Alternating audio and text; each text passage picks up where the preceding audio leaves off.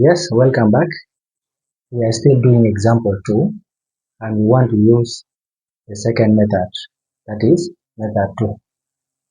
The first method that we used was for getting the gradient function of the circle. And then we went ahead to find the equation of the tangent to the circle. But now in method 2, we want to apply the concept of perpendicular lines. Perpendicular lines. Okay, so going to method 2, I'm going to solve part A using method 2 and we see if we get the same answers as in method 1.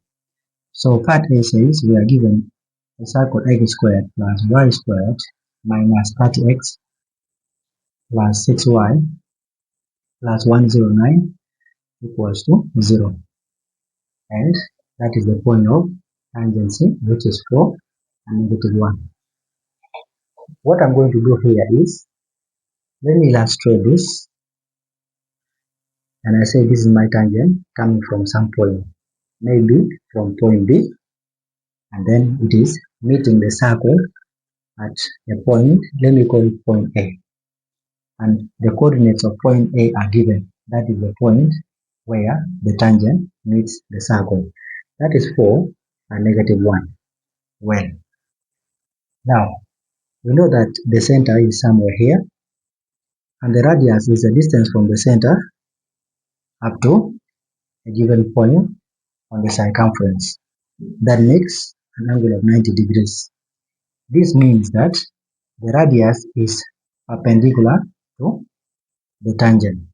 Okay, the radius is perpendicular to the tangent. Why? Because they make an angle of 90 degrees. So here we need to find the gradient of the radius because it is a line, and then we apply the concept of perpendicular lines. So for us to get the gradient of the radius, which is a line, we need to find the coordinates of the center, C. We have the equation of a circle here, and we can get the coordinates of the center by comparing it to the expanded equation, which you know. To save time, the center has coordinates 15 and -3. If you compare, you get those answers. Okay? Now, the radius is a line that joins the center to any point on the circumference. So in this case, we have the endpoints of the radius. If you know the endpoints of the radius, then you can use those 2 points to find the equation of, to find the gradient of the radius and thus the equation of the radius. But here, the equation of the radius is not important to us because we are looking for the equation of the tangent.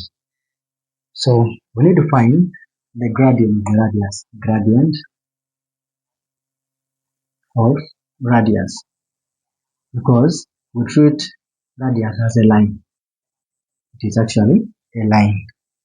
So if you have 2 points on a line, anywhere on the line or has the endpoints of the line, you can define the equation of the line, and as well you can define the gradient of that line. So we have points, the center 15, -3, and the point of tangency A as 4 and -1. We can use these 2 endpoints of the radius. This is the radius R, to find the gradient of the radius. So let's get the gradient of the radius. You know that gradient is given by n. It's given by changing y, which is y2 minus y1 out of x2 minus x1 equals to, then you name your points. I can call these ones 1, x1, y1, x2, y2. That means substituting here, y2 is -1 minus y1 is -3 over x2 is 4 minus 15. This here now gives us You press the calculator. Negative 1 minus negative 3, positive 2, 4 minus 15, it is negative 11. Our markers. So this is the gradient of the radius. Therefore, gradient of radius is 2 out of negative 11, which is the same as negative 2 out of 11. You shift the negative sign. That is the gradient of the radius. But now, the radius is perpendicular to the tangent. But the radius is perpendicular to the tangent. So what does it mean here? For two perpendicular lines, the product of their gradients is negative 1. That is, therefore, from M1, M2, this is the product of the gradient of the first line and the second line is negative 1 if they are perpendicular lines. So I'm going to call this now M1, so that if I say M1 times M2, it means I have here now M1, which is negative 2 out of 11 times M2 equals to negative 1. The product of their gradients is negative 1. So if you know one, then you can apply the concept and get the other. So from here, when I make M2 the subject of the formula, which you know from your coordinate geometry, I'm getting here that M2 is 11 out of 2. I'm getting 11 out of 2. And this is the gradient of the tangent. Therefore, gradient of the tangent is 11 out of 2. Now, if you have the gradient of the tangent, which is a line, and you have a point A, because this point A is for both the radius and the tangent. It is for both the radius and the tangent. They are both meeting at that point or passing through that point. This means that we can apply, this implies that we can apply the equation of a circle of a line given by mx plus c.